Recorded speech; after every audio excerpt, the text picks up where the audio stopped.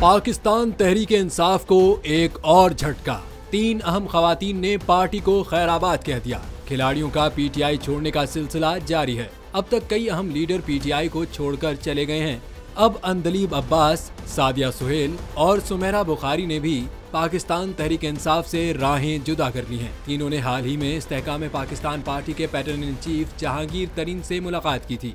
मुलाकात में अंदलीब अब्बास, सादिया सुहेल और सुमेरा बुखारी ने पीटीआई छोड़ने और आईपीपी में शमूलियत का ऐलान किया। ओन चौधरी भी मुलाकात के दौरान मौजूद थे। वाज़ेह रहे, इससे कबल फर्रुख हबीब ने पीटीआई छोड़ी है। उनका कहना था कि पिछले 5 माह से हम सब लोग अपने घरों में नहीं थे। 9 मई को अफसोसनाक वाक़या पेश आया। इसके बाद हम सब घरों से दूर थे। फर्रुख हबीब को आईपीपी में अहम जिम्मेदारी दिए जाने का फैसला किया गया है। उन्होंने पैटर्न इन चीफ जहांगीर तरीन से मुलाकात की थी, जिसमें उन्हें अहम जिम्मेदारी सौंपने का फैसला किया गया।